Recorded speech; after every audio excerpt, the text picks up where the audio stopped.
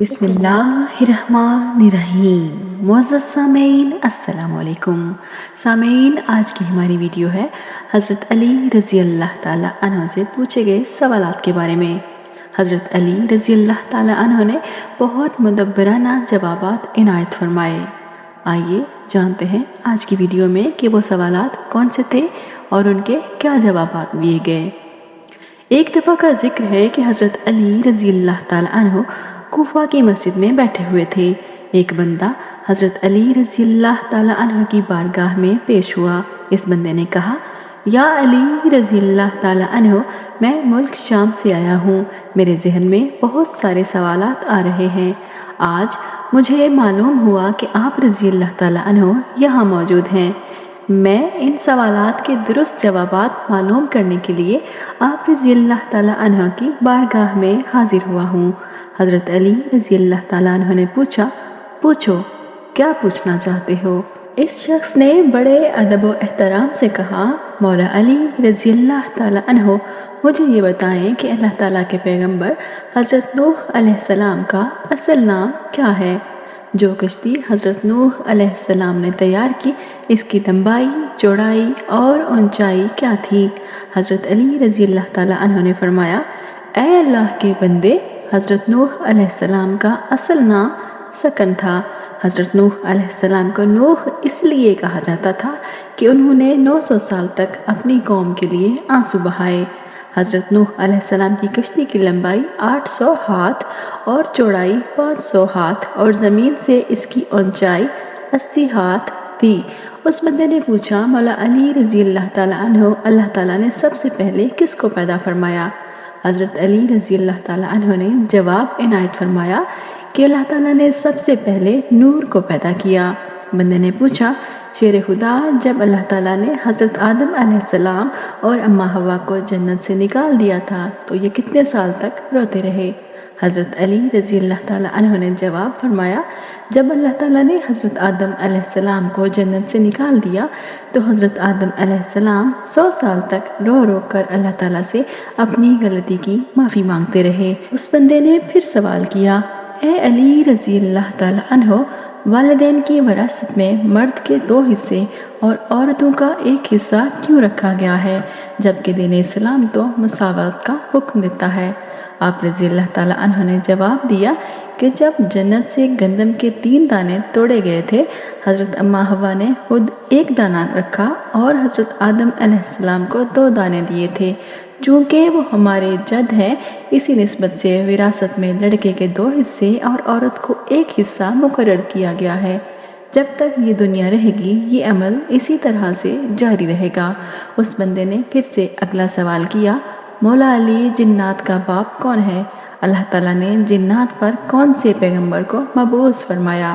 حضرت علی رضی اللہ تعالیٰ عنہ نے فرمایا کہ جس سے جنوں کی نسل شروع ہوئی اس کا نام شمان ہے، جس کو اللہ تعالیٰ نے آگ کی چنگاری سے پیدا کیا۔ اللہ تعالیٰ نے حضرت یوسف علیہ السلام کو جنات کا پیغمبر بنا کر بھیجا، جنہوں نے جنات کو اللہ تعالیٰ کی عبادت کرنے کا حکم دیا، لیکن جنات نے اس پیغمبر کو شہید کر دیا تھا۔ اس بندے نے اگلا سوال یہ کیا، حضرت علی رضی اللہ تعالیٰ عنہ، بیل اپنا سر آسمان کی طرف کیوں نہیں اٹھاتا؟ کیا اس سے سر آسمان کی طرف اٹھایا ہی نہیں جاتا؟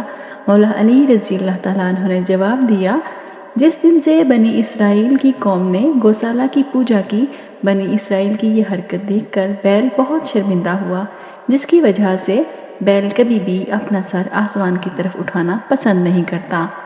گوسالہ ایک سنہری رنگ کا بیل تھا جس کو سامری جادوگر نے حضرت موسیٰ علیہ السلام کے دور میں اپنے جادو سے بولنے کی طاقت دی تھی۔ حضرت موسیٰ علیہ السلام کی غیر موجودگی میں سامری جادوگر نے بنی اسرائیل کے لوگوں سے اس کی پوجا کروائی تھی۔ مسجد میں سب لوگ بیٹھے حضرت علی رضی اللہ تعالیٰ عنہ کی قابلیت پر خوش ہو رہے تھے۔ سوال کرنے والے نے پھر سوال کیا کہ مد و جزر کیا ہے؟ حضرت علی رضی اللہ تعالیٰ عنہ نے اس کے جواب میں کہا، سمندروں پر ایک فرشتے کی ڈیوٹی لگائی گئی ہے۔ جب وہ سمندر میں اپنا پاؤں ڈالتا ہے تو مد پیدا ہوتا ہے۔ جب وہ فرشتہ سمندر کے پانی سے اپنا پاؤں باہر نکالتا ہے تو جزر پیدا ہوتا ہے۔ سمندر کے پانی کو خدا کی قدرت سے کم یا زیادہ ہونے کو مد و جزر کہتے ہیں۔ اس بندے نے سوال کیا، یا علی رضی اللہ تعالیٰ عنہ، اللہ تعالیٰ نے آسمان، زمین اور پہاڑوں کو کس چیز سے پیدا فرمایا؟ حضرت علی رضی اللہ تعالیٰ عنہ نے بڑے ہی خوبصورت طریقے سے سب کو سمجھاتے ہوئے فرمایا کہ اللہ تعالیٰ نے آسمان کو پانی کے بہارات سے، زمین کو پانی کی جھاگ سے اور پہاڑوں کو پانی کی نہروں سے بنایا ہے۔ شام سے آئے ہوئے مہمان نے حضرت علی رضی اللہ تعالیٰ عنہ سے پوچھا، یا علی رضی اللہ تعالیٰ عنہ، کس نبی نے ایک ہی وقت میں 2 بہنوں سے شادی کر رکھی تھی؟ امیر المومنین نے جواب دیا کہ وہ حضرت یعقوب بن اسحاق علیہ السلام تھے، جنہوں نے ایک ہی وقت میں 2 سگی بہنوں سے شادی کی۔ حضرت یعقوب علیہ السلام کی ان بیویوں کا نام لیا اور راحیل تھا۔ حضرت علی رضی اللہ تعالیٰ عنہ نے فرمایا، اس کے بعد اللہ تعالیٰ نے 2 سگی بہنوں سے نکاح کرنا حرام قرار دیا۔ اس بندے نے سوال کیا، اے امیر المومنین، اللہ تعالیٰ نے پہلے آسمان کو کس چیز سے تخلیق فرمایا ہے؟ آپ رضی اللہ تعالیٰ عنہ نے جواب دیا، اللہ تعالیٰ نے پہلے آسمان کو رکی ہوئی فوج سے بنایا ہے۔ شام سے آیا ہوئے مسافر نے سوال کیا، یا علی رضی اللہ تعالیٰ عنہ، سب سے پہلے کفر کی ابتدا کس نے کی اور پہلا کافر کون ہے؟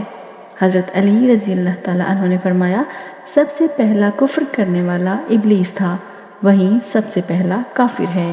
شام سے آئے ہوئے دوست نے بڑے ہی ادب و احترام کے ساتھ سوال کیا، مولا علی رضی اللہ تعالیٰ عنہ، قرآن پاک میں اللہ تعالیٰ نے 7 آسمانوں کا ذکر فرمایا ہے، آپ رضی اللہ تعالیٰ عنہ 7 آسمانوں کے نام اور ان کے رنگ بتائیے، ہمارے علم میں اضافہ کیجیے۔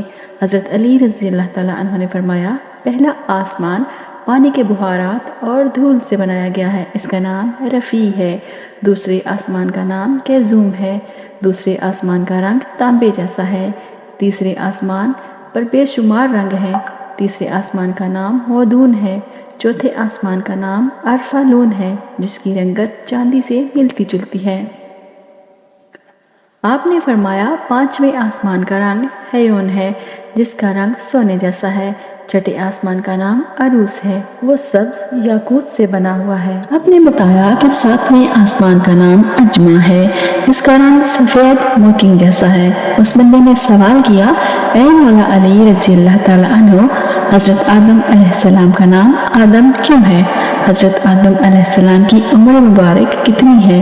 حضرت علی رضی اللہ تعالیٰ عنہ نے فرمایا، حضرت آدم علیہ السلام کو اللہ تعالیٰ نے زمین کی اعلیٰ ترین مٹی سے پیدا فرمایا ہے، اس لیے آدم علیہ السلام نام رکھا۔ حضرت آدم علیہ السلام کی عمر مبارک 950 سال تھی۔ اس شخص نے دوبارہ دریافت کیا، یا علی رضی اللہ تعالیٰ عنہ، ابلیس کا نام آسمان پر کیا تھا؟ حضرت علی رضی اللہ تعالیٰ عنہ نے جواب دیا، آسمان میں ابلیس کو حارث کے نام سے پکارا جاتا تھا۔ شام سے آئے ہوئے آدمی نے کہا، مولا علی رضی اللہ تعالیٰ عنہ، میں آپ سے آخری سوال پوچھ کر اجازت چاہتا ہوں۔